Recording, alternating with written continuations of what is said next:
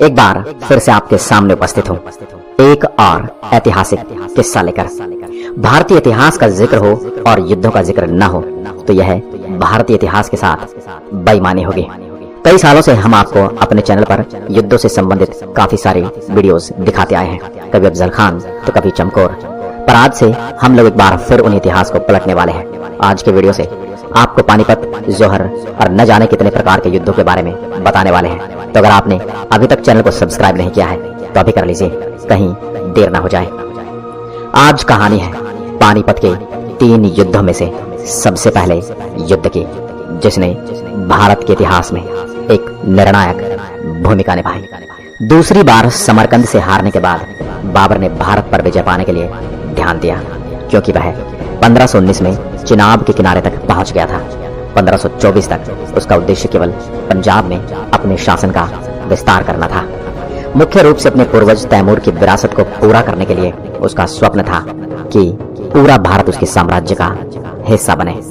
उस समय उत्तर भारत के कुछ हिस्से लोदी वंश के इब्राहिम लोदी के शासन के अधीन थे, लेकिन साम्राज्य ढह रहा था और दिन ब दिन लोदी वंश कमजोर होता जा रहा था।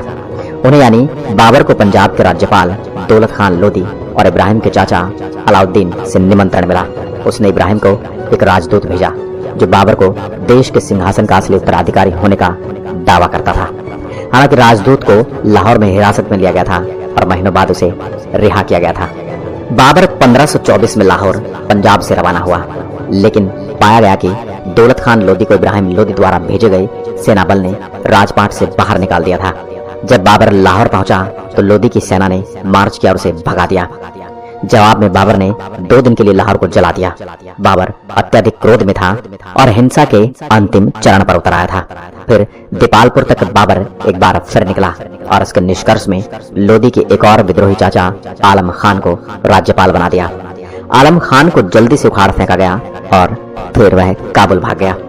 जवाब में बाबर ने आलम खान को सैनिकों की आपूर्ति की, जो बाद में दौलत खान लोदी के साथ जुड़ गए और लगभग 30,000 सैनिकों के साथ उन्होंने इब्राहिम लोदी को दिल्ली में घेर लिया। उसने उन्हें हरा दिया और आलम की सेना को हटा दिया और बाबर ने महसूस किया कि लोदी उसे पंजाब पर कब्जा करने की अनुमति नहीं देगा। इसी से आप अंदाजा लगा सकते हैं कि मुगलिया कभी किसी के सगे नहीं रहे।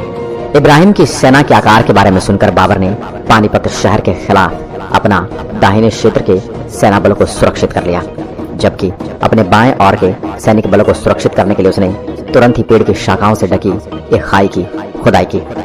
केंद्र में उन्होंने रस्सों के साथ बंधी 700 गाड़ियां रखी और यही 700 गाड़ियां युद्ध में सबसे महत्वपूर्ण थी।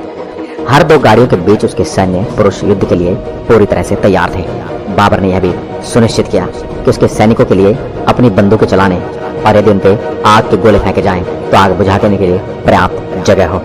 हर एक चीज को सुव्यवस्थित ढंग से रखा गया, इतनी चालाकी से और इतना छिपा के कि अगर सामने वाली सेना देखे तो पहले ही अहंकार से इतनी भर जाए कि कुछ भी समझने का मौका ही ना मिले।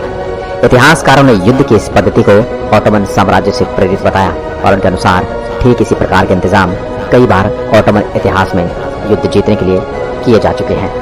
जब इब्राहिम की सेना पहुंची तो उसने बाबर की सेना पर हमला करने के लिए बहुत ही संकीर्ण दृष्टिकोण पाया, जबकि इब्राहिम ने अपनी सेनाओं को संकीर्ण मोर्चे की अनुमति देने के लिए फिर से तैयार किया। बाबर ने स्थिति का लाभ उठाते हुए लोदी सेना को झटका दिया। इब्राहिम के कई सैनिक कार्रवाई में असमर्थ थे और अचानक से अपने सभी सिपाहियों से उन पर धावा बोल दिया। यह अकस्मात झटका तब तक इब्राहिम लोदी समझ पाता और उसकी सेना उससे उभर पाती तब तक बहुत देर हो चुकी थी। और जब लड़ाई उनके खिलाफ हो गई तो लोदी और उसकी पूरी सेना रणभूमि छोड़कर भाग गई। इब्राहिम लोदी को पीछे हटने और सिर काटकर मारने की कोशिश के दौरान इब्राहिम लोदी की सेना पीछे हटने से युद्ध में इब्राहिम लोदी मारा गया। युद्ध में 20,000 लोदी सैनिक मारे गए।